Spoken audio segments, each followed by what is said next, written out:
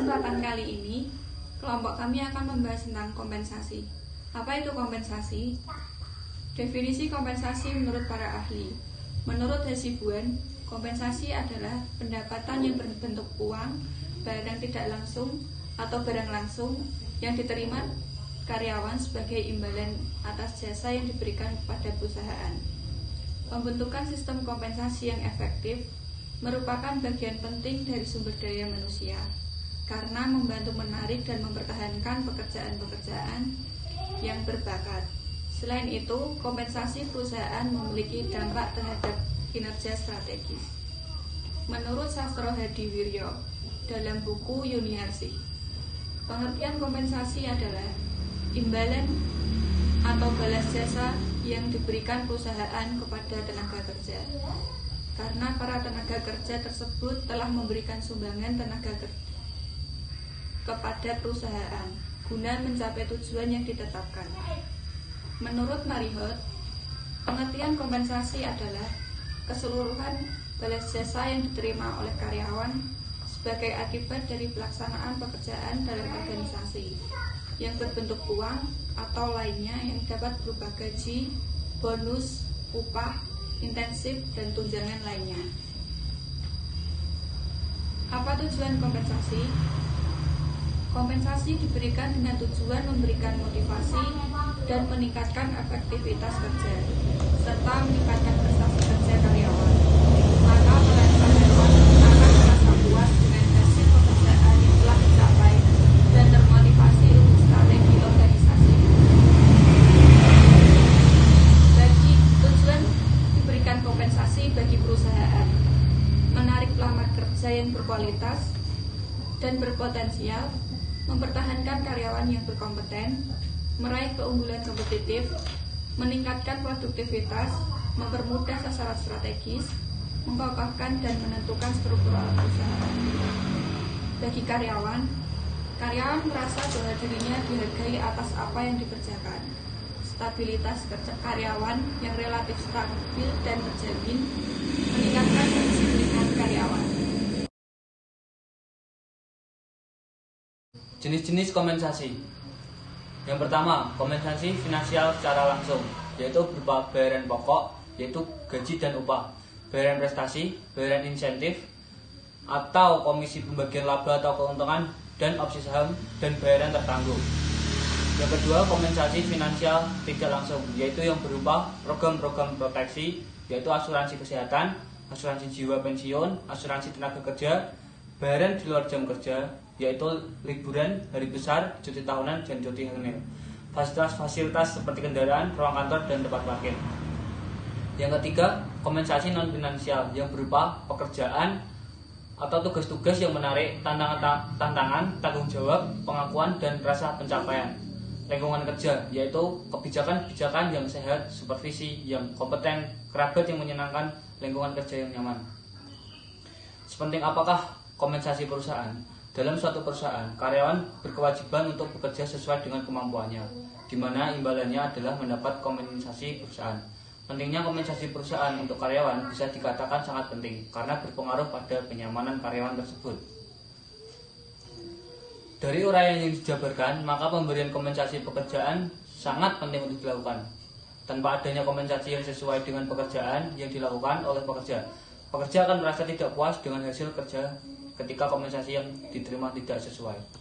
Jenis dan efek pemberian kompensasi perusahaan untuk karyawan. Pemberian kompensasi yang adil adalah memberikan efek positif tidak hanya untuk karyawan, namun juga untuk perusahaan. Beberapa efek positif sebagai berikut. 1. Memperoleh karyawan dengan kualitas yang baik. 2. Memicu atau memotivasi pekerja agar bisa bekerja lebih giat. 3. Mengikat pelamar pekerjaan yang mempunyai kualitas yang baik. 4. Mempermudah pelaksanaan dan administrasi. 5. Mempunyai atau memberikan keunggulan tersendiri dibandingkan dengan pesaing atau kompetitor yang dimiliki oleh perusahaan. Pada pelaksanaan kompensasi dibagi menjadi dua, yaitu imbalan ekstrinsik dan imbalan intrinsik.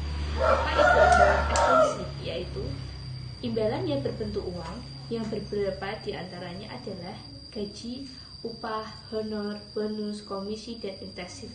Sedangkan yang berbentuk tunjangan adalah uang cuti, uang makan, uang transportasi, BPJS, uang pensiun, beasiswa. Imbalan intrinsik adalah imbalan ini tidak berbentuk secara fisik dan hanya bisa diartikan sebagai jenjang karir yang jelas, kondisi lingkungan kerja yang kondusif. Tahapan memberi kompensasi perusahaan. Sebelum memberi kompensasi pada karyawan, maka harus dilakukan terlebih dahulu manajemen kompensasi. Tahapan dalam manajemen kompensasi yang bisa dilakukan adalah 1.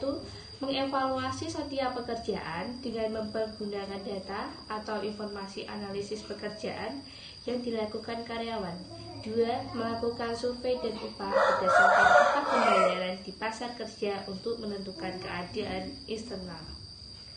Menilai harga diri setiap pekerjaan yang dilakukan oleh pekerjaan tersebut. Dalam pemberian kompensasi, perusahaan ke karyawan juga dipengaruhi oleh faktor. Faktor-faktornya yaitu faktor internal perusahaan, faktor pribadi karyawan, misalnya dilihat dari produktivitas kerjanya.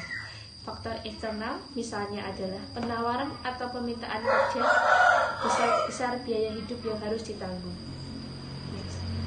Faktor-faktor yang mempengaruhi besarnya kompensasi, menurut Profesor Dr. Haji Edi Sutrisno MSI dalam bukunya yang berjudul Manajemen Sumber Daya Manusia, mengemukakan bahwa besar kecilnya kompensasi dipengaruhi oleh beberapa faktor.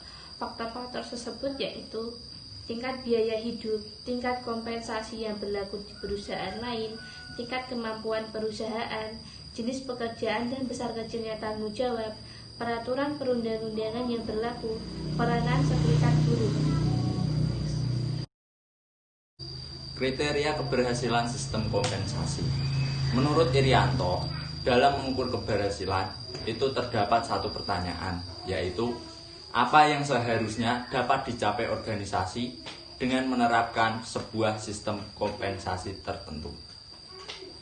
Pertanyaan tersebut mendasari organisasi dalam menilai keberhasilan suatu sistem dengan kriteria-kriteria sebagai berikut. Yang pertama, kriteria yang pertama itu mendukung pencapaian tujuan organisasi. Asas kompensasi itu terdapat 2. Yang pertama, asas adil. Yang bagaimana artinya? Besarnya kompensasi yang dibayar kepada setiap karyawan harus disesuaikan dengan prestasi kerja, jenis pekerjaan, resiko pekerjaan, tanggung jawab, jabatan pekerjaan, dan memenuhi persyaratan internal konsistensi. Yang kedua, asas layak dan wajar. Apa itu asas layak dan wajar? Yaitu kompensasi yang diterima karyawan dapat memenuhi kebutuhannya pada tingkat normatif yang ideal. Tolak ukur layak adalah relatif. Penetapan besarnya kompensasi didasarkan atas batas upah minimal perintah dan eksternal konsistensi yang berlaku. Sistem kompensasi.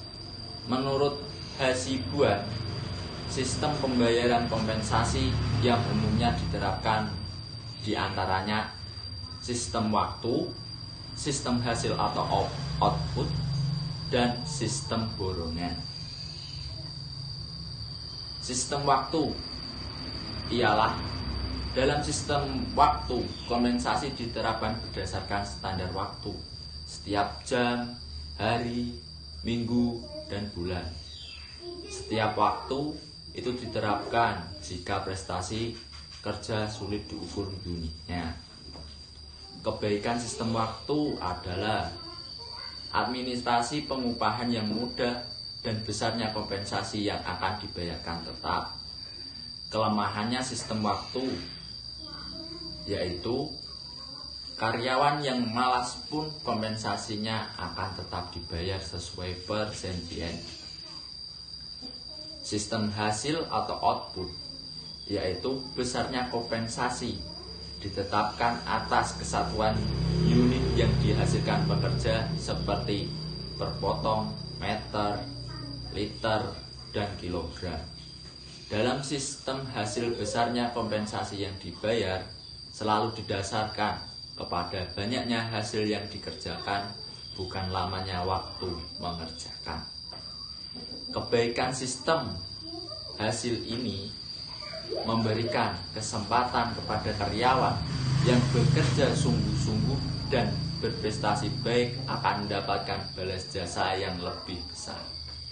Kelemahannya dari sistem hasil ini adalah kualitas barang yang dihasilkan kurang baik dan karyawan yang kurang mampu balas jasanya kecil sehingga kurang manusiawi. Yang ketiga, ada sistem borongan, yaitu cara pengupahan yang penetapan besarnya jasa didasarkan atas volume pekerjaan dan lama mengerjakannya. Dalam sistem borongan ini, pekerja biasa mendapatkan balas jasa besar atau kecil tergantung dari kecermatan dan kalkulasi karyawannya.